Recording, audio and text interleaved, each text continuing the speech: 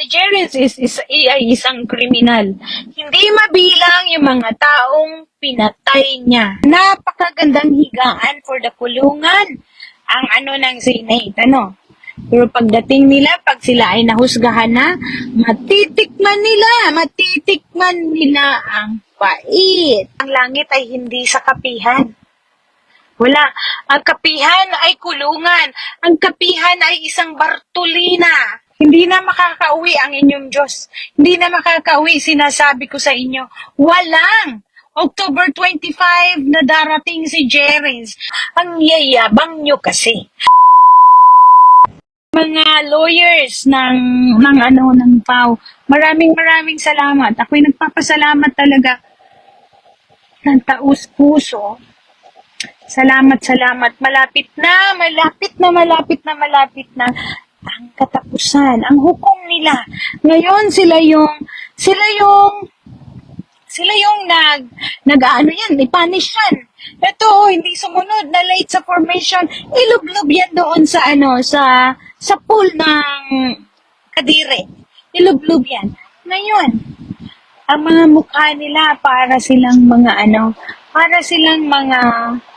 parang kawawa, nagmamakaawa na kawawa sila tignan. Kung makita ninyo yung bagong post ng yung lalo kay Yuyu Titing, tignan nyo ang mga itsura nila. Tignan nyo ang itsura ni Mamerto Galanida na used to be. Merong taga-prepare ng kanyang pagkain. Merong taga-luto. Merong lahat na naka-catered sa kanya. Ngayon, tignan nyo ang higaan nila. Magiging worst pa yan. Napakagandang higaan for the kulungan.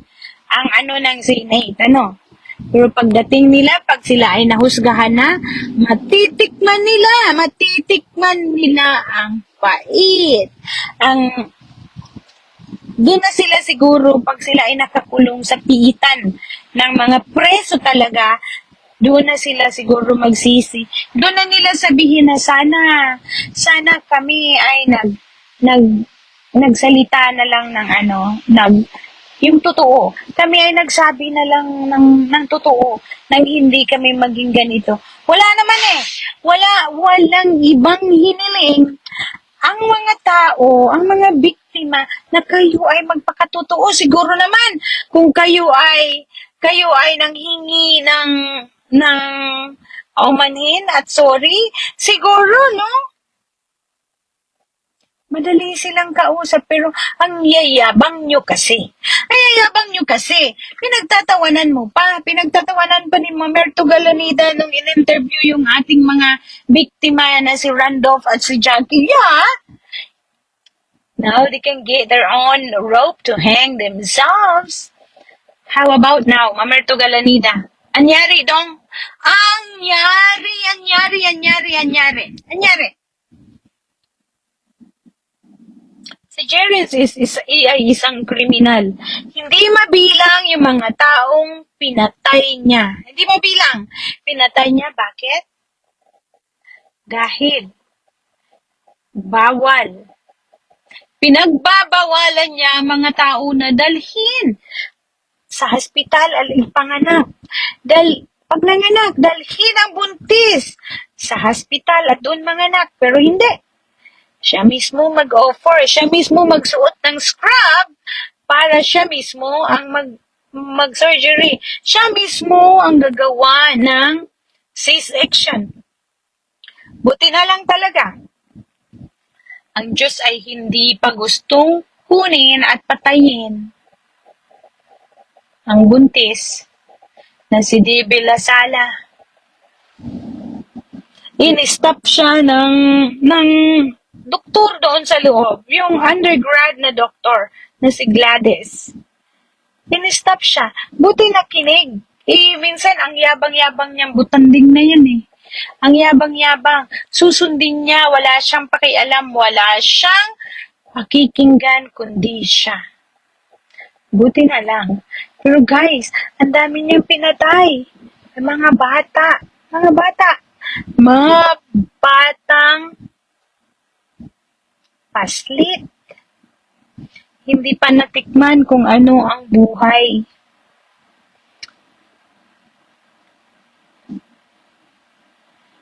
Yung aking pamangkin. Ako'y talaga naman, last night hindi ako nakatulog. Hindi ako nakatulog dahil alam ko na namatay yung aking pamangkin pero tinago sa akin. Pilit na tinago sa amin. Pero nalaman ko din. Pero iba pa rin pala yung maririnig mo lang kisa sa makita mo. Yung aking mga naririnig, nakita ko na yung libingan niya. Nakita ko yung libingan ng aking pamangkin. Hindi pa nilagyan ng kapanganakan niya. Walang petsa, mga kaibigan ko. Walang petsa sa kapanganakan at walang petsa sa pagkamatay niya. Guys, 3 weeks old. 3 weeks old. Parang kwento ng kapatid ko is, napakagwapo. Napakagwapo. Alam niyo kung hindi lang sila namuhay doon, hindi lang sila nakatira doon, hindi mamamatay ang aking pamangkin. Hindi mamamatay. Ang gwapo-gwapo pa naman sana. Ang gwapo-gwapo talaga. Pero hindi eh. Kinakatuwa nila dahil na diretso na daw sa langit. Yes, isang paslit of course, diretso sa langit. Pero ang tanong, dumiretso kaya? Hindi kaya andyan lang palakad-lakad sa para kayo ay kumbinsihin din na kayo ay umalis na walang langit. Ang langit ay hindi sa kapihan. Wala. Ang kapihan ay kulungan. Ang kapihan ay isang Bartolina. Pero hindi eh. Araw-araw, inaaraw-araw ninyo. Ang pagsisinungaling, mapagtakpan lang ang inyong Diyos. Di bali? Okay lang yan. Kasi ang tunay na Diyos, hindi natutulog. Kaya andyan. Ayan na yung 4 na nang-aapi sa inyo. Nang-aapi sa mga biktima. Maraming mga inaapi sila pero hindi nagsasalita. Ang dami. Lahat kayong mga pinagbabawalan na mag-aral, lahat kayong pinagbawalan na maghanap buhay, lahat kayong pinagbawalan na magkaroon ng trabaho. Isang panluloko yan. Isang pang-aapi yan. Dahil sila ay mga sakim. Hindi kayo papayagang magtrabaho ng continuous na wala kayo dyan dahil wala na silang baka ma-brainwash kayo sa labas ng kapihan at hindi na nila kayo makontrol. Pero grabe ang mga pinagagawa nila sa inyo eh. Wala na nga kayong mga time sa inyo mga pamilya. Wala na. Tinanggal kayo sa inyong mga pamilya. Kagagawan ni Jerry Esquilario. Wala sa kapihan at hindi totoo na ang kapihan ay isang paraiso. Ang kapihan ay kulungan. Ang kapihan ay isang Bartolina sa mga taong mababait, masunurin. Binabartolina kayo. So, sana hindi na makakauwi ang inyong Diyos. Hindi na makakauwi, sinasabi ko sa inyo. Walang October 25 na darating si Jerry's. Papunta sa kanyang Hindi mangyayari yon. Sinasabi ko sa inyo. Mabuti pa'y mag-alsabalutan na kayo, magbalot na kayo dahil lahat kayo mga nandyan ay mga squatter. Huwag na kayong pabigat sa gobyerno. Umalis na kayo ng kusa. Umalis na kayo. Pwede nyo namang gibayin yung mga bahay ninyo at dalhin nyo kung saan-saang lupalok, no? Pwede nyo itayo ulit. Mahiya kayo. Mahiya kayo. Kasama na ang aking mga kapatid.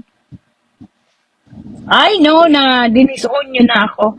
Pero hindi ko naman kayo maalis eh. Hindi ko kayo maitakwil. Hindi po pwede.